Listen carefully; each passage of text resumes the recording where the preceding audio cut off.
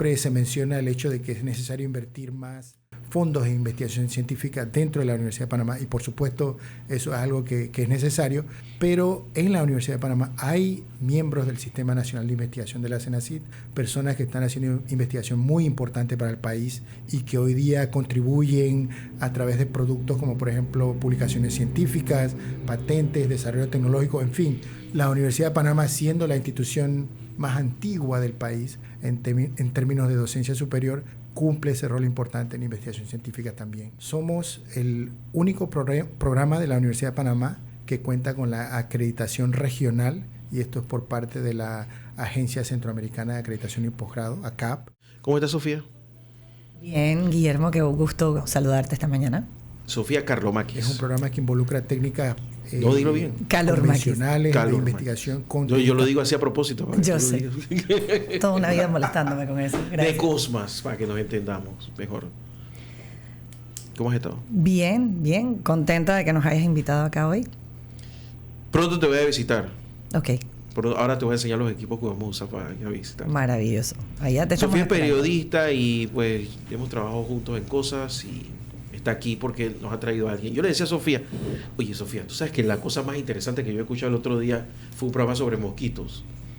Sí. Entonces, Sofía, rauda y veloz, ha contactado al director del programa centroamericano de maestría en entomología de la Universidad de Panamá, el doctor José R. Loaiza, coordinador del programa de maestría en entomología de la Universidad de Panamá. Doctor, bienvenido, buen día. Gracias, Guillermo, buenos días de la audiencia. ¿Qué es entomología, doctor?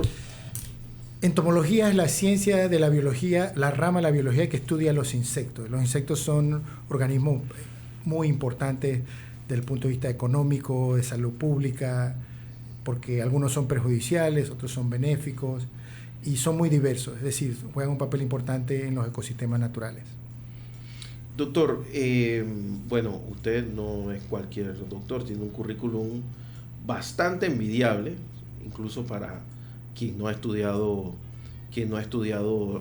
temas, ha participado con estudios en el Smithsonian en diferentes ocasiones, también con diferentes universidades. En Montreal, Canadá, tiene su doctorado, ¿no? Correcto, sí, estuve en McGill, la Universidad de McGill, entre el 2006 y el 2010, estudiando precisamente los mosquitos en temas de biología molecular, y fue una experiencia extraordinaria. Además tiene varios premios de academias, de asociaciones, ha hecho investigaciones con el CENACIT, con Indicasat. Bueno, usted es parte de la comunidad científica panameña de los importantes. Humildemente creo que hemos hecho esfuerzos importantes en temas de investigación científica y egresado de la Universidad de Panamá, por supuesto, del programa que hoy con mucho orgullo coordino. Y sí, trabajo en el Indicasat como científico de planta, y también por muchos años fui becario del Instituto Smithsonian y actualmente soy investigador asociado al instituto. Yo soy muy crítico de la Universidad de Panamá. Yo siempre estoy diciendo que no investigan, que no desarrollan, que no hacen. Pero conociéndolo a usted, me da la impresión de que no es tan así. ¿Cómo se desarrolla la investigación desde la Universidad de Panamá, sobre todo en esta área específica de la ciencia? Claro, la Universidad de Panamá tiene un rol muy importante, que es la formación de científicos. Pero históricamente ha sido una de las instituciones que más producción científica ha tenido en el país. Entonces, obviamente, siempre se menciona el hecho de que es necesario invertir más fondos de investigación científica dentro de la Universidad de Panamá, y por supuesto eso es algo que es necesario, pero en la Universidad de Panamá hay miembros del Sistema Nacional de Investigación de la CENACIT, personas que están haciendo investigación muy importante para el país y que hoy día contribuyen a través de productos como por ejemplo publicaciones científicas, patentes, desarrollo tecnológico, en fin. La Universidad de Panamá, siendo la institución más antigua del país en términos de docencia superior, cumple ese rol importante en investigación científica también. En Panamá le decimos a los insectos los bichos. Sí. Los bichos, el término vernacular, correctamente. Claro, sí. pero es un país tropical, importante eso, y además bueno, tenemos una biodiversidad interesantísima, que es una de las más importantes del mundo, pero la otra cosa es que yo recuerdo de chico, había un museo de ciencia por acá abajo, por la Junta de Rosemena, lleno de bichos, pero dejó de funcionar y me da la impresión de que la gente convive con los insectos sin conocerlos y se va creando verdaderas fábulas de todo eso. Entonces, claro. Yo quería conversar con usted, bueno, del programa primero, que me hablara un poco cómo se llega allá, qué hay que hacer, pero también me gustaría hablar un poco del sujeto de la entomología, que son los insectos, que en Panamá, más allá de las cucarachas y todo lo demás, los mosquitos son, digamos que, los más públicos, porque claro, por las enfermedades. Los más conocidos, correcto. Bueno, el programa centroamericano de maestría en entomología es humildemente un programa icónico, porque es un programa que surge precisamente por los años 80, cuando las epidemias de dengue surgieron en Panamá, y estos visionarios de la Organización Panamericana de la Salud, en colaboración con la Universidad de Panamá, forman este programa precisamente para adiestrar entomólogos en la región centroamericana y el Caribe que iban a hacer frente a este problema del dengue. Entonces el programa tiene más de 40 años de formación académica continua, 21 cortes de becarios egresados de 14 países de Centroamérica, el Caribe, Europa, Suramérica también. Somos el único programa de la Universidad de Panamá que cuenta con la acreditación regional, y esto es por parte de la Agencia Centroamericana de Acreditación y Posgrado, ACAP. Y es un programa que pues, es transgeneracional. Hoy día es un programa que involucra técnicas convencionales de investigación con técnicas mucho más modernas, por ejemplo, utilizando las moléculas. En fin, es una gran oportunidad para que jóvenes que aspiran a convertirse en científicos, en este caso los insectos, aspiren y puedan entonces aplicar a ser admitidos y estudiar su grado de maestría. Nosotros graduamos personal a nivel de posgrado, maestrías, pero también existe un programa piloto de doctorado que estamos promocionando a futuro para graduar entomólogos de nivel de doctorado en Centroamérica y en Panamá. Y lo que menciona sobre los insectos, todos en algún momento de la vida tenemos anécdotas sobre los insectos. Yo recuerdo cuando mi abuela, que en paz descanse, mencionaba que los piojos volaban entre las cabezas de los niños. Resulta que los piojos no tienen alas y no pueden volar.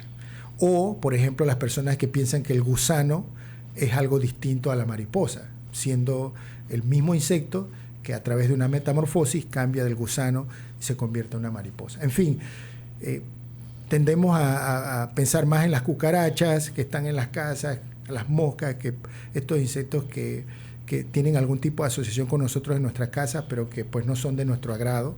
Pero hay la gran mayoría de las especies de insectos en lugares megadiversos como Panamá, por ejemplo, que lo mencionaste por el tema de la posición geográfica y el clima que tienen, que tiende a favorecer el desarrollo de los insectos.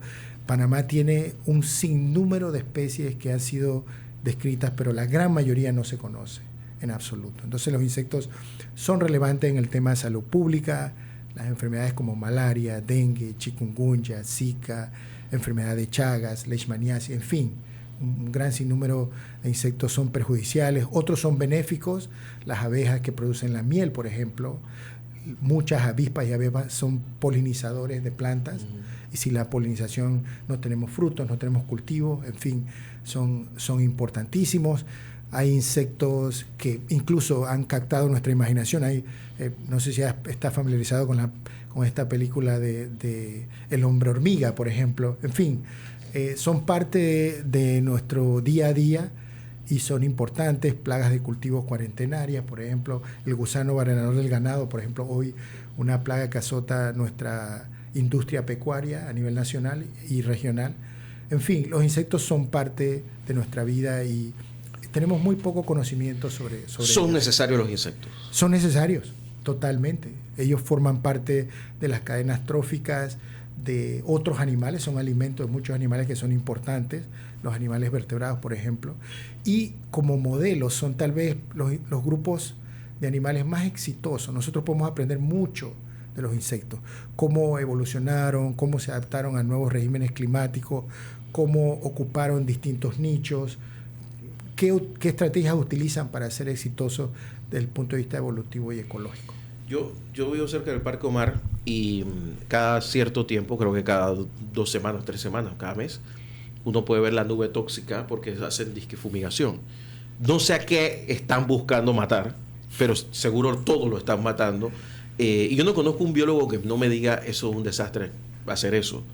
Precisamente por lo que yo le hacía la pregunta, si la naturaleza equilibra las cosas, entonces esos insectos que están ahí, que estamos tratando de matar como sea, son necesarios que estén ahí. Claro, por supuesto. Nuevamente, ellos son habitantes de los ecosistemas naturales y son importantes en el funcionamiento de esos ecosistemas. La fumigación, y es importante entenderlo, es una actividad reactiva ante un brote o una epidemia de una enfermedad como por ejemplo el dengue.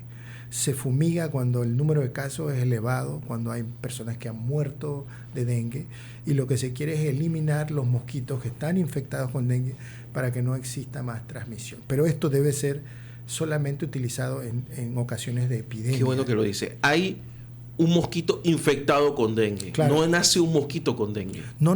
Los mosquitos, a ver, rápidamente, las hembras grávidas colocan sus huevos en recipientes con agua, del huevo sale un gusano, una larva, que come bacterias en el agua, crece en tamaño, etapas sucesivas de tamaño, y posteriormente cambia hacia un mosquito adulto que vuela, se aparean y la hembra necesita la sangre para poder madurar el nuevo bache de huevos. Entonces es la hembra la que se alimenta a las personas y por lo tanto es la hembra la que puede transmitir, infectándose una persona con dengue y posteriormente pasándoselo a una persona. Esa es la explicación por la cual yo conozco gente que le pican los mosquitos y no les pasa nada. Claro, muchos mosquitos no tienen ningún tipo de enfermedad. Recién emergieron, no se han alimentado de nadie, pero si se alimentan de alguien que tiene dengue o malaria o otras de estas enfermedades, obviamente el mosquito va a pasarlo a la siguiente persona de la cual se va a alimentar. O sea que el concepto correcto no es de llamarle al mosquito del dengue sino al mosquito transmisor. Correcto, exacto. Esa es la definición. ¿Todos los insectos son posibles transmisores de algo? No, para nada.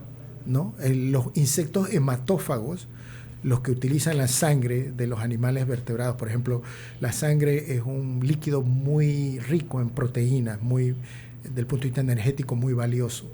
Le permite al mosquito hembra rápidamente madurar ese próximo grupo de huevos que va a ser puesto y le permite entonces cumplir con esa reproducción de forma más ágil, más rápida.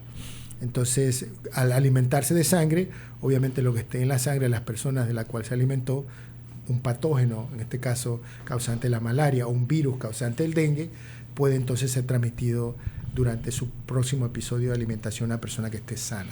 ¿Cuál es el insecto, digamos, que más convive, que más les obliga a ustedes, como expertos en la materia, a estudiarlo en Panamá? Bueno, es una pregunta interesante. Nuevamente, los de salud pública, los mosquitos están en primera línea y hay que reconocer que hay muchas especies de mosquitos. En Panamá hay más de 250 especies descritas, de las cuales solo un pequeño porcentaje transmite enfermedades. El Aedes aegypti es el mosquito comensal humano, es decir, que se ha adaptado a vivir con nosotros, que vive con nosotros, es nuestro principal enemigo, viviendo bajo nuestras camas, en nuestros closets, en nuestros baños. Ese es el insecto que desde el punto de salud pública ha recibido mayor interés en temas de investigación. Pero si vamos, por ejemplo, al tema agrícola, hay muchas plagas de cultivos de rubros pecuarios importantes que son atacados por un sinnúmero de insectos. Y ellos obviamente han recibido mucho interés en temas de investigación. En el tema de la producción de carne, por ejemplo, el gusano barenador del ganado, la Cochleomia omnivorax, es una mosca que ataca al ganado y causa pérdidas económicas significativas. En fin, no hay un solo insecto, hay un número de especies que son relevantes para la vida humana. Estamos conversando con el doctor José Loaiza. Él es el coordinador del programa centroamericano de maestría en entomología de la Universidad de Panamá. Yo me imagino que usted lo contactan cuando se dan estas modas. Le voy a contar. Hubo una época reciente donde parece que los alacranes nos picaban a todos. Todos los días había un niño que le picaba un alacrán, se discutió incluso un debate de por qué no hacíamos los reactivos contra los alacranes, y un buen día desapareció. Y que eso es como un ciclo, cada cierta cantidad de años aparecen los alacranes y nos quieren comer y devorar a todos. ¿Eso por qué sucede? ¿Es verdad que como que se reactiva todo, o es que nos damos cuenta de que existen y siempre pasa? Bueno, los casos de envenenamiento por picada de alacrán son comunes en áreas en donde las viviendas son construidas de madera, con madera. La madera es el material que ellos prefieren para habitar, y obviamente estos ataques se dan en lugares donde hay, por ejemplo, barracas o casas construidas con madera que están muy humedecidas o que están en etapa o un techo de madera sin raso. Claro, ahí es donde hay un mayor riesgo de ser atacados por... Entonces la calidad de los materiales que se utilizan para construir las casas y la realidad socioeconómica de algunas áreas del país en donde utilizan ese tipo de material expone a la gente a un mayor riesgo. Me acaba de dar la respuesta de... Porque la gente en Estados Unidos, usted sabe que la gente hace las casas de madera. Claro. Pero es otro clima. Es otro clima. Es otro tipo de insectos. Por supuesto. Y aquí en Panamá, si usted hace casa de madera, pues pasa eso. Por supuesto. Claro, y Panamá siendo un país estacional desde el punto de vista climático, con una estación lluviosa marcada que estamos viviendo hoy día, por ejemplo, con estas lluvias intensas y estos aguaceros que ocurren prácticamente a diario, favorece y promueve el desarrollo de los escorpiones. Es verdad que estamos me dijo un biólogo que estábamos en el apocalipsis de los insectos. Porque yo le decía, oye, pero yo recuerdo cuando estaba pelado que en los radiadores de los carros aparecían montones de insectos. Y ahora no. ¿Eso es así o algo ha pasado?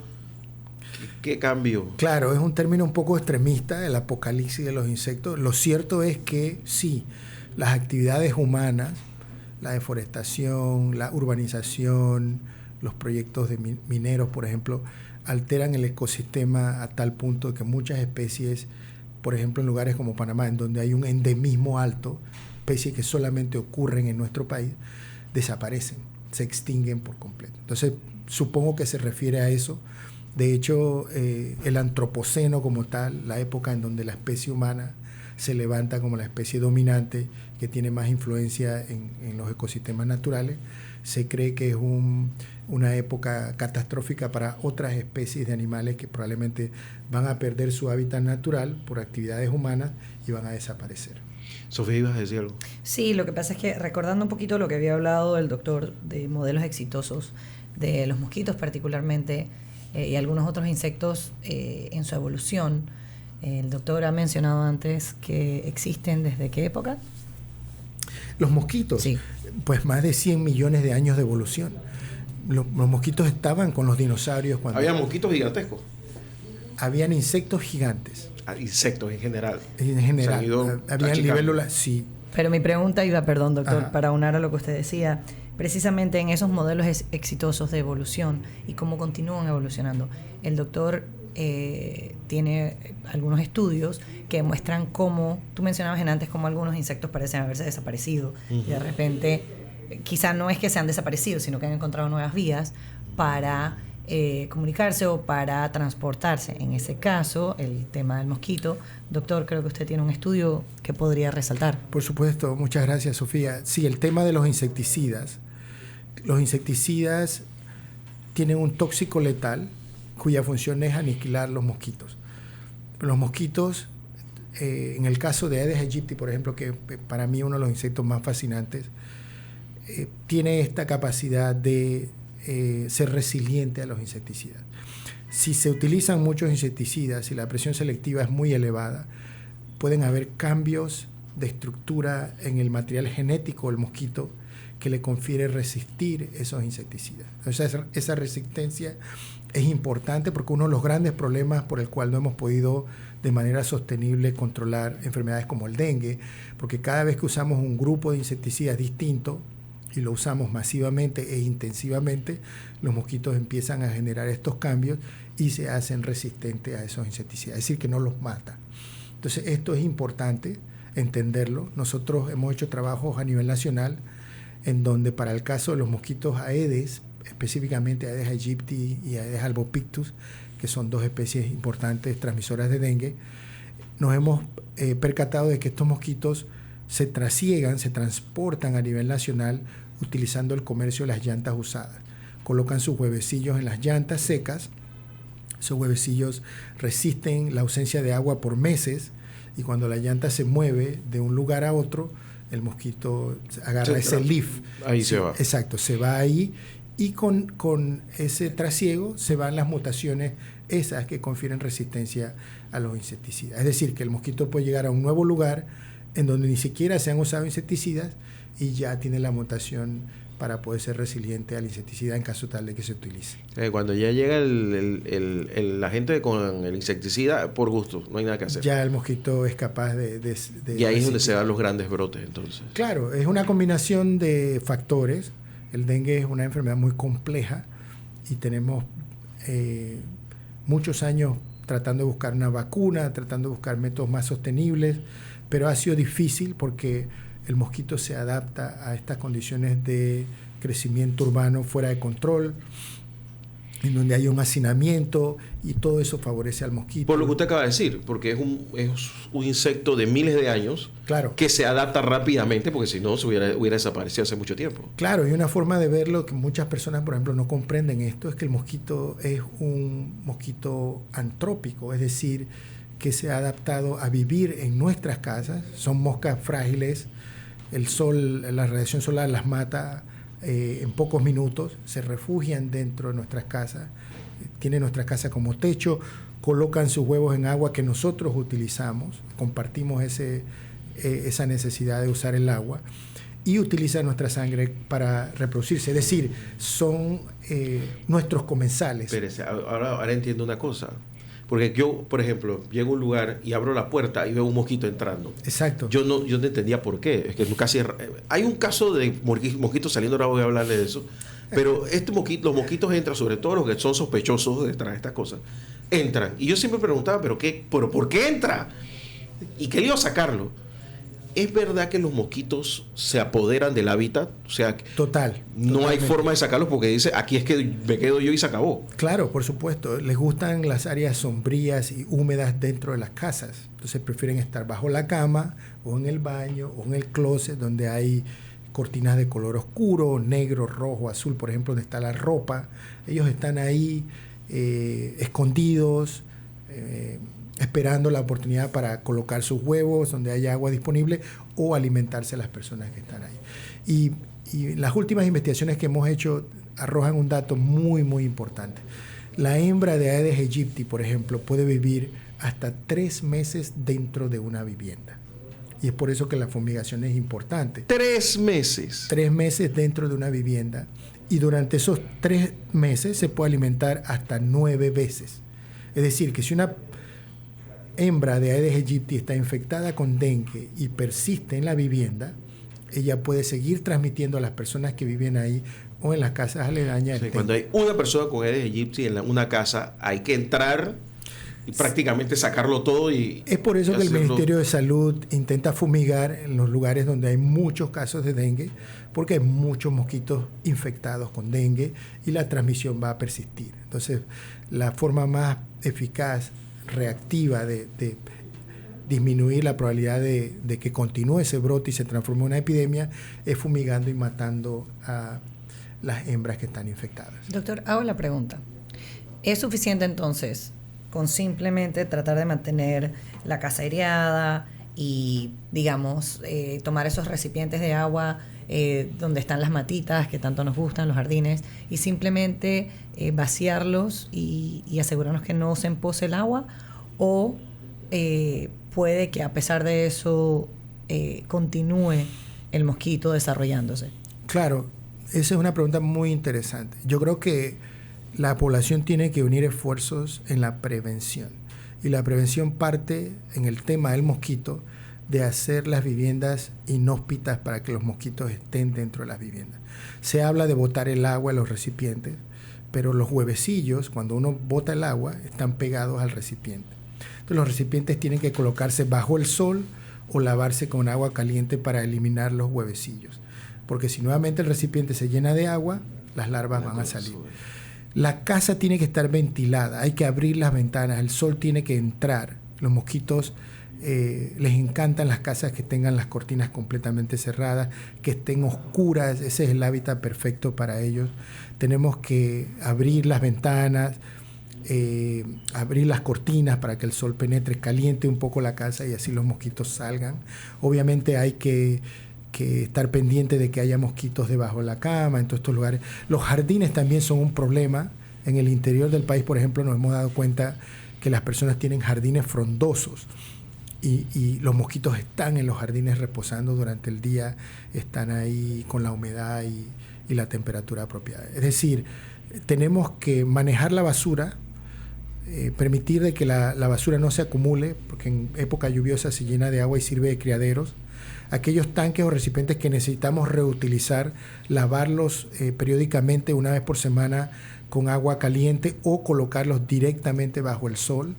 Las casas hay que ventilarlas cuando hay sol, abrir las puertas, abrir las ventanas para que el sol entre, caliente la casa y los mosquitos se vean obligados a salir.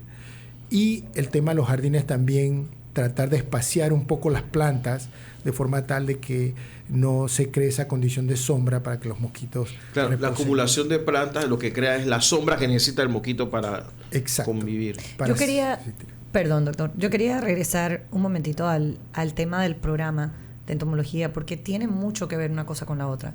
Una cosa es no solamente el resultado del problema, sino también la solución. Y de hecho, creo que el doctor Loaiza puede hablar un poco más o ampliar un poco más sobre cómo este programa en los últimos 4 años, casualmente desde la pandemia para acá, ha logrado ampliar, digamos, desde la parte de la infraestructura, pasando por la creación de un insectario muy interesante que yo creo que la mayoría de la población desconoce, y luego los fondos para que, por vez primera, por favor corríjame doctor Loaiza, por vez primera se le dotan a becarios de la universidad en el programa de maestría con fondos específicamente para que ellos puedan hacer sus investigaciones. Y todo eso gracias también al apoyo de la CENACYT. Doctor Loaiza, claro, cuéntanos un poquito de eso. Muchísimas gracias por recordar ese punto importante. El programa atraviesa por una etapa de transición. Hemos recibido apoyo de la CENACYT en términos de equipamiento, infraestructura, fondos para intercambio académico. Hemos traído expertos de instituciones a nivel mundial para que vengan al programa a dictar cursos de especialización. Tenemos becas, actualmente tenemos la corte número 22 con becas de la CENACYT para abrir en marzo del próximo año, aprovechando la oportunidad para invitar a todos los licenciados en ciencias naturales que apliquen a estas becas que son muy buenas. Solo licenciados en ciencias naturales. Ciencias naturales, biología, agronomía, ciencias forestales, en fin, bastante amplio en ese sentido. Incluso médicos veterinarios y médicos de salud humana. Se necesita el índice mínimo para entrar, ¿no? 1.8 es lo que se pide, y que tenga su diploma ya verificado, autenticado. Y las becas son muy buenas, ofrecen estipendio de 1.300 balboas por mes, cubren la colegiatura completa y dan dinero para capital semilla. También hemos recibido por primera vez, y esto no tiene precedente, de CENACYT fondos para formar nuevos investigadores. Por primera vez 3 panameños reciben aproximadamente 20.000 balboas para hacer sus tesis dentro del programa. Estas 3 tesis atacan los problemas prioritarios que estamos viviendo: el gusano barrenador, el tema del mosquito y las avispas polinizadoras, las abejas polinizadoras, que son importantes para los rubros agrícolas. En fin, hemos recibido este apoyo y apuntamos a crecer, transformarnos tal vez en un instituto en entomología a futuro y contribuir con la formación de entomólogos a nivel regional. ¿Cuántos estudiantes han aprovechado estas becas en los últimos años? Tenemos, esta es la nuevo. Cuarta corte de becarios, y ya serían cerca de los 20 estudiantes panameños, pero históricamente hemos tenido becarios de la OEA, becarios de la Agencia de Intercambio del Gobierno Alemán también. En fin, hemos graduado más de 120 entomólogos en estos 40 años de formación continua. ¿Desde cuándo este programa existe en Panamá? 1983. Ah, ya tiene sus años. Sí, más de 40 años. nuevamente 91. con un edificio dentro de la Universidad de Panamá, que hoy día hemos, con los fondos de SENACI, remodelado los laboratorios, la infraestructura, tenemos ese apoyo y bueno. Pero es que a ustedes, si yo fuera el rector de la universidad, les daría un verdadero edificio, pero así inteligente y todo, porque en Panamá hay muchos temblores, sobre todo en el área de Chiriquí y Bocas del Toro. Esa gente también un edificio para que todo lo que necesiten, y ustedes también. Una de las cosas que tenemos nosotros en los medios de comunicación, doctor, usted lo sabe porque en otros países es así. Si BBC en Londres necesita saber de un reptil, busca en Cambridge alguien que sepa y lo entrevista. O en Oxford, sí. O en Oxford, o en unos lugares, en algún lugar importante, donde haya una universidad importante, donde haya científicos importantes. Bueno, y parte de la razón por la cual yo estoy acá, más allá de la labor periodística, es ver esa estrategia de comunicación, esa divulgación sobre la ciencia que es tan importante, porque se pierde, y Panamá, creo que el doctor Loaiza puede es que los medios aunar estamos más en divorciados eso. De la ciencia en Panamá. Bueno, ya no tanto. Obviamente estamos aquí hoy. Ya noto estos números ahora. Estamos, claro. Cada vez que hay un problema. Claro, la idea es que tengas ese acceso directo al científico, al investigador. Se lo cuento. A mí me pasó con el director de Indicasat. El pobre nunca lo habían entrevistado. Cuando yo tuve que quedarme un rato esperando porque estaba conectando las bocinas. Porque nunca lo habían entrevistado para hablar del fenómeno del niño. ¿Cuándo? Eso fue el año pasado. El antepasado, cuando él dio el primer aviso. ¿Quién era el doctor Leonard? Sí. En su momento, ok. Y entonces, en su momento, claro. Ajá. Y pasó un tiempo hasta que por ahí vi como 3 meses, ya cuando dejó de llover, cuando ya alguien le llamó la atención que no llovía, entonces dije, mira lo del fenómeno del niño. Pues ya yo lo he entrevistado 2 veces. Claro. Y ya me había dicho, no, va a pasar esto, va a pasar lo otro. Bueno, material hay un montón, los científicos están ahí, el doctor Loaiza, de hecho, puede también hablar un poco de Indicasat, del insectario que tienen allá y de los estudios que realizan Indicasat. Claro, es importante resaltar el tema de las sinergias colaborativas. Panamá siendo un país que inicia fortaleciendo su ecosistema científico con actores definidos históricamente como el Instituto Smithsonian, como el Instituto Conmemorativo Gorgas, como el Indicasat, el IDIAP, por ejemplo. Todos ellos de una u otra forma colaboran con nosotros en la formación de entomólogos.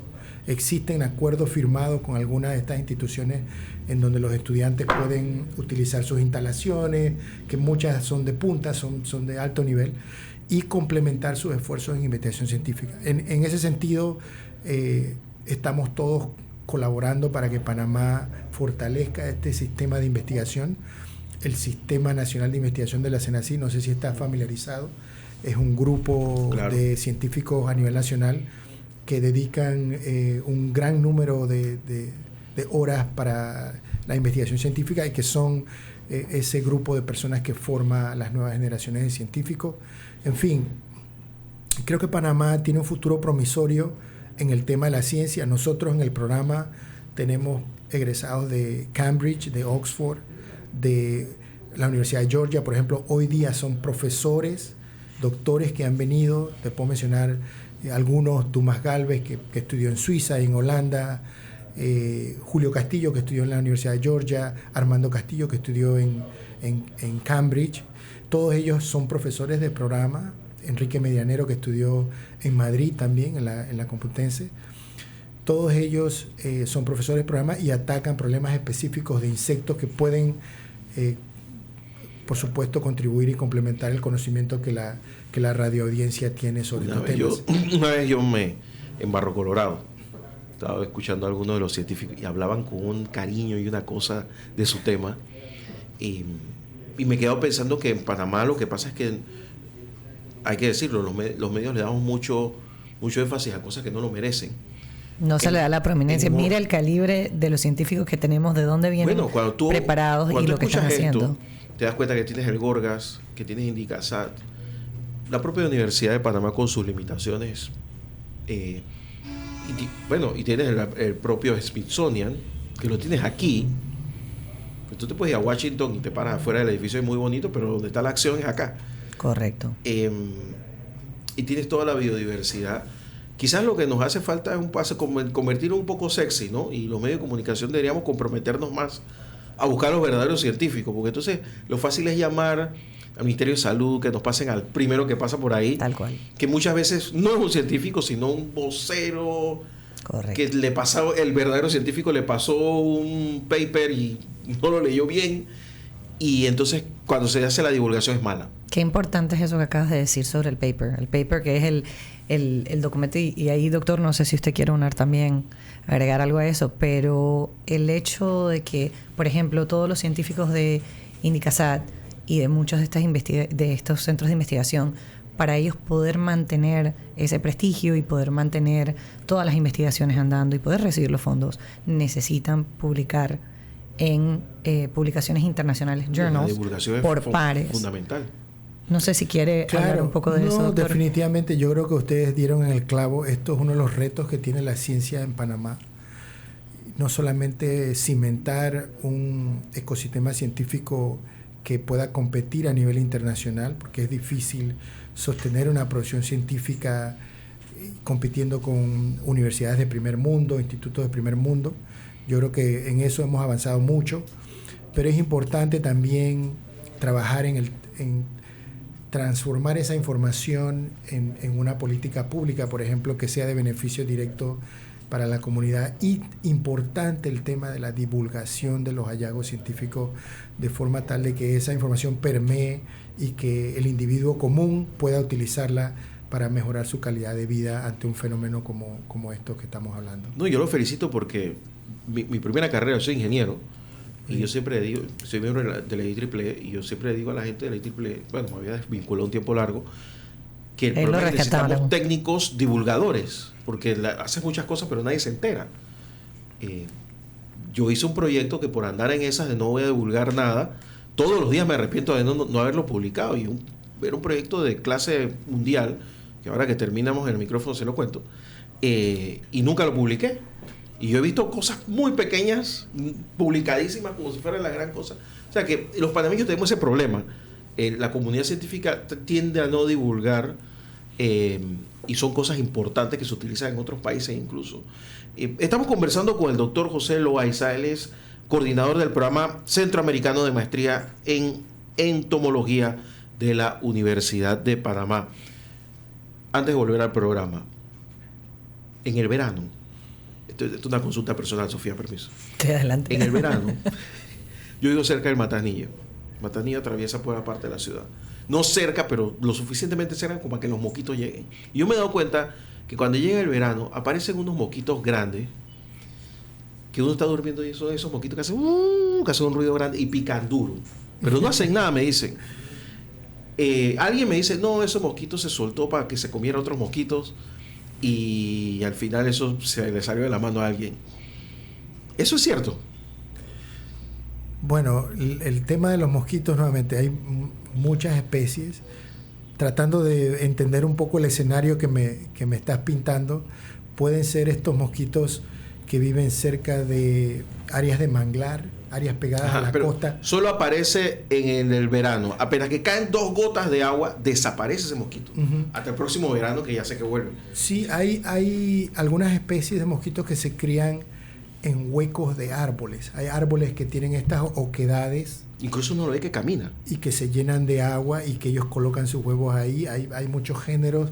El género Trichoprosopon, por ejemplo, es uno de esos mosquitos negros grandes que se alimenta accidentalmente los seres humanos, porque realmente no se alimenta más de aves.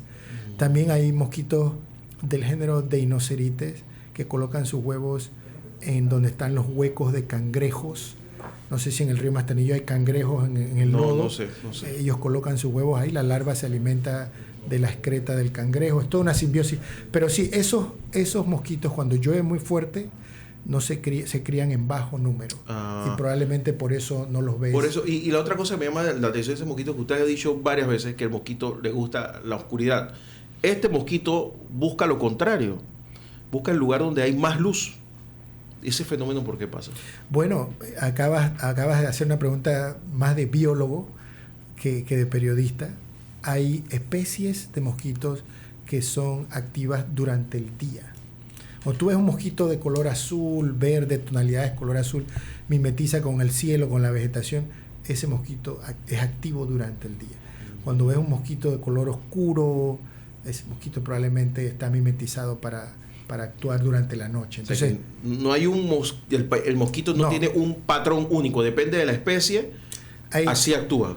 Aproximadamente 3.500 especies de mosquitos, unidades evolutivas diferentes, únicas en el mundo. ¿Y de esos cuántos hay en Panamá? Al menos 250 especies se han descrito aquí en el país formalmente. 250 especies de mosquitos hay en Panamá. Descritas. O sea, que el que le llamamos el mosquito puede ser 250 diferentes. Exacto. Interesante. Muy complejo para entender la biología y la conducta de todas esas distintas especies. Pero bueno, menos de 10% de esas especies están involucradas. Yo he hecho un gran esfuerzo por llegar hasta acá y no preguntar por las cucarachas. ¿Por qué tenemos tantas cucarachas en Panamá? Bueno, el tema de las cucarachas es muy cercano al tema de los escorpiones. Las cucarachas son insectos omnívoros, comen de todo prácticamente y les gusta la humedad, la oscuridad, tienen actividad nocturna y durante el día reposan y se refugian en las tuberías, en los lugares oscuros.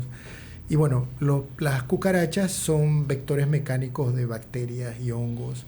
Al posarse las cucarachas en lugares contaminados, llevan esas bacterias a la comida, por ejemplo, y son vectores mecánicos. Es decir, transfieren un patógeno de un lugar a otro, pero ellos no son reservorios del patógeno. No, la bacteria solo es transmisor. Solo lo lleva de un punto a otro punto.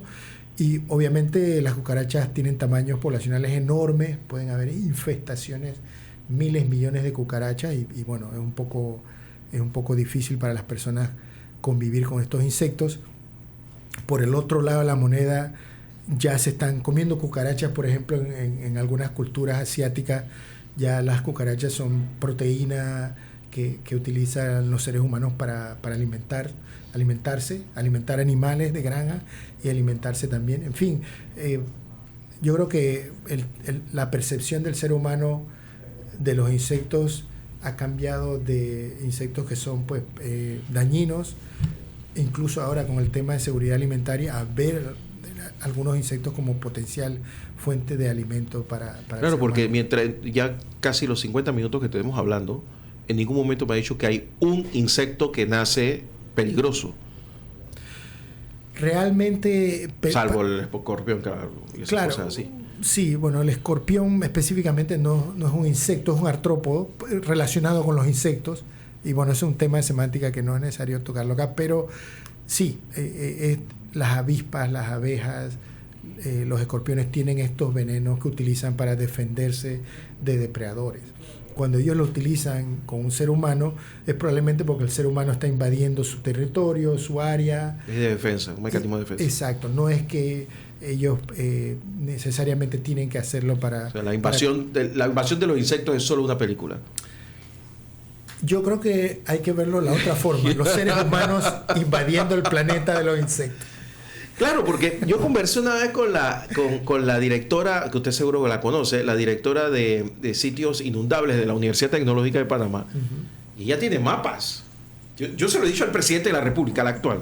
Ella tiene mapas de los lugares inundables. Casi todos en las ciudades están habitados.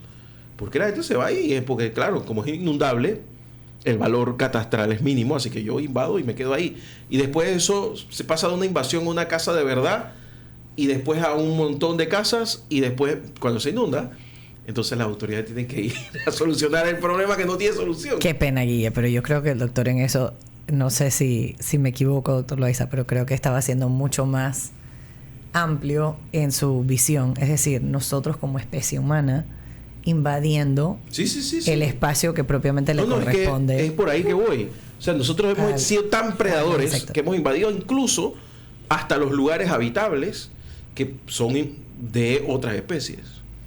Bueno, de hecho, donde estamos nosotros, la ciudad de Panamá y la ciudad de Colón, corríjame si estoy equivocada, pero nos sentamos principalmente, o sea, estamos asentados en Mangle, ¿o no? Sí. Entonces, los españoles le mandaron a decir a quién fue, a uno de los que estaba aquí, que se mudara por Penonomé, y no lo hizo. Esa es la historia de la ciudad de Panamá. ¿Ah, sí? Sí.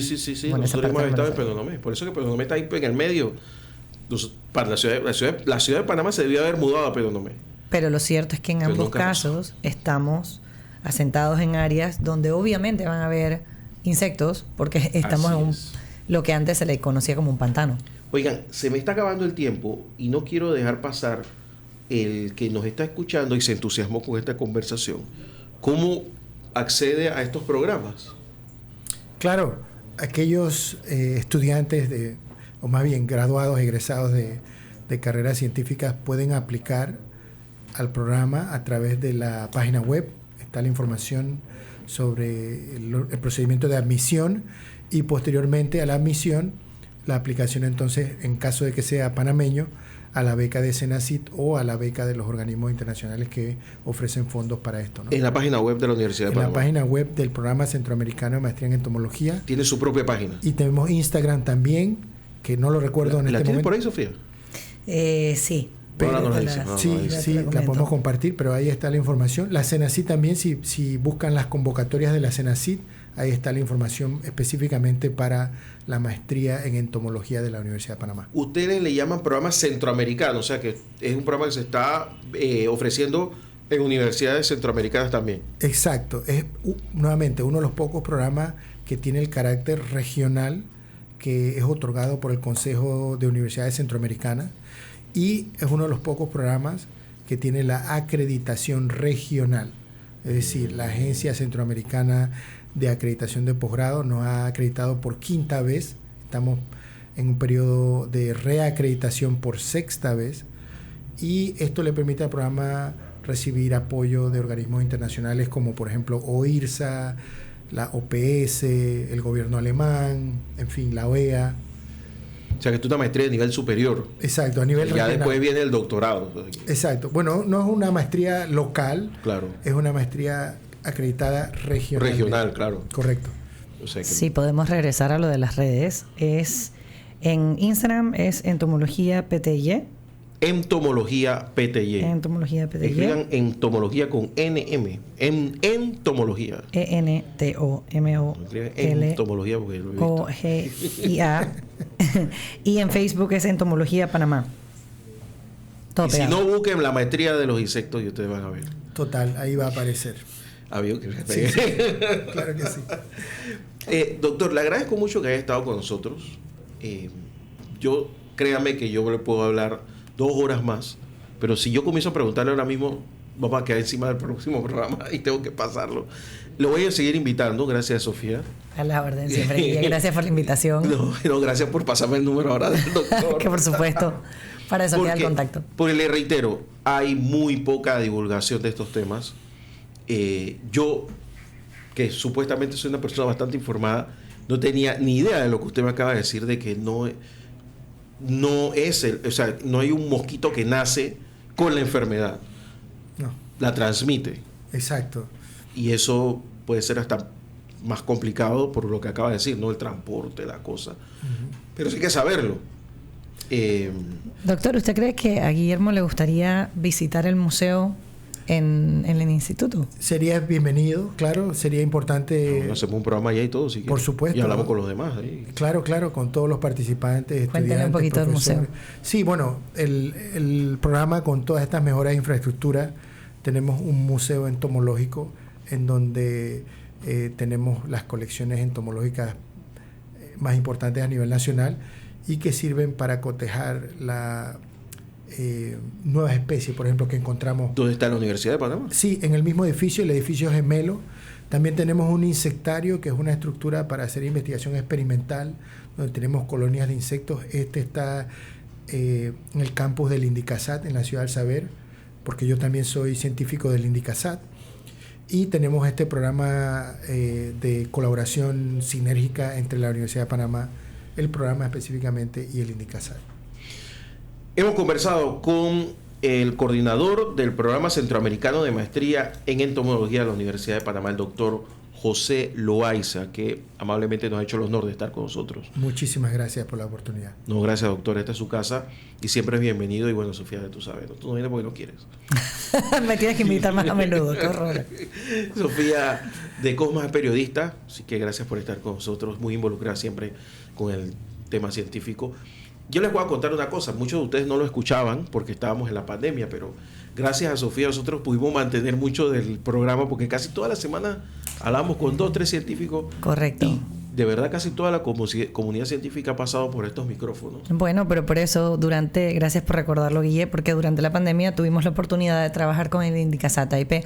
Como te comentaba, aparte del periodismo científico, en los últimos 16 años, a través de mi propia empresa, he tenido la oportunidad de trabajar con muchos de los científicos del Sistema Nacional de Investigación y con Indicasat como consultora a nivel de estrategia de comunicación. Y sí que es importante porque, como bien dijiste, hay una desasociación entre medios de comunicación y la población general y la información que ellos producen y que es tan importante para el día a día, para la vida nuestra. No es solamente algo que se queda ahí en frío, que tú sabes, algo que pasa por libros y ya, y se publica, sino que eso tiene siempre una aplicación al final del camino.